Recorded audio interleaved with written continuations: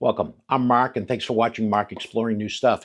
Today, I thought it'd be a good idea if we spent some time talking about the Osmo Action 4 and using ND filters. In particular, I'm going to be talking about the Telesin 4-lens set. Now, this set contains, as you would imagine, 4 lenses. One is a CPL. It also comes with an ND8, an ND16, and an ND32. And we've finally got some sun outside, so shortly we'll be going outside, and I want to show you the impact that those ND lenses will have. Before we do that, let me explain to you why you even have to consider an ND filter for your Osmo Action 4. The Osmo Action 4 has a fixed aperture of 2.8. As a result, if you shoot in 30 frames per second and follow the 180 rule, your speed is going to be set at 1/60th. That leaves only one element that the camera can change, ISO. And on a sunny day, it will bring the ISO as low as possible, up to the threshold where it can't go any lower. Then what happens is your video will get blown out. It's going to be too bright, as you'll see when we go outside. So let's go outside. I'll show you the impact on a sunny day without any ND filter. We'll try out the CPL as well as the ND8, 16, 32. You'll see the impact, and we'll go from there. Welcome. So first of all, no need to adjust your monitor. We are outside using the DJI Osmo Action 4, and I've got it set at 30 frames per second, and it's 1/60th speed. So, I mean, this is the 180 rule if you're out filming with the Osmo Action 4. And as you can see, the background's pretty blown out. So let's make some adjustments. The first adjustment I want to put on is Telesin has a CPL lens.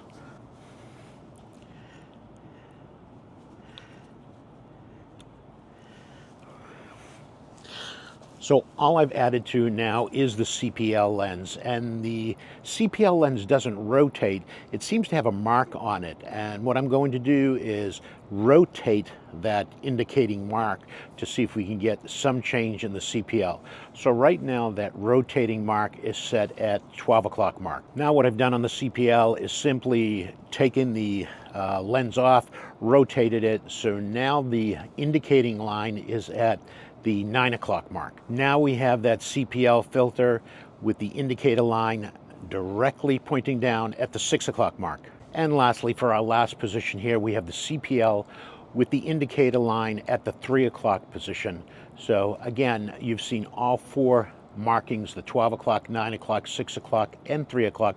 What impact does the CPL have on the quality of the picture? So right now you're back to the picture without any filter on, and now what you're seeing is the impact that an ND8 filter adds. So this is the ND8 filter. Next, we've taken you to the ND16. So this is the Telesin ND16. What impact has that had? We just did the 8 before. This is the ND16 on the Telesin. And lastly, what you're watching now is the ND32. So again, the Action 4, 1/60th for a speed, 30 frames per second. This is the ND32 Telesin on the Action 4. This is where we started off without any ND filter on the Action 4. I'm going to guess that this is the ND16 I put back on. I'm going to guess that the ND16 probably looks the best, at least from the distance that I'm seeing it now. I want to talk about one more choice that you have to make in choosing an ND filter. The Telesin ND filter are the type of filters that you slip on over the existing lens that's on your Action 4. It goes on that way and comes off easily.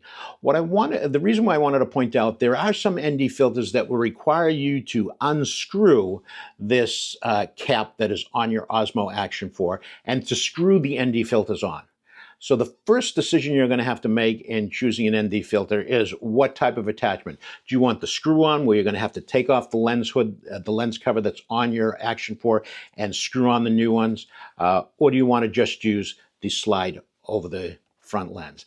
I chose this type. I didn't want to start fiddling with putting this lens on and off. Again, this lens primary function is to protect the lens which is behind it and also provide some waterproofing. That was one of the reasons why I chose the slip-on. The other thing is I looked at what DJI had. DJI also has a lens filter set, and the one that they decided to produce was a slide-on. And I figured if DJI wanted the slide-on type of lenses, they thought those were the most practical, those were the ones that I should use also. So again, hope you found this program interesting. If you did, give us a thumbs up, share, comment, and by all means subscribe so we can grow this channel. I'm Mark. Thanks for watching Mark Exploring New Stuff. Have a great day and enjoy the sunshine.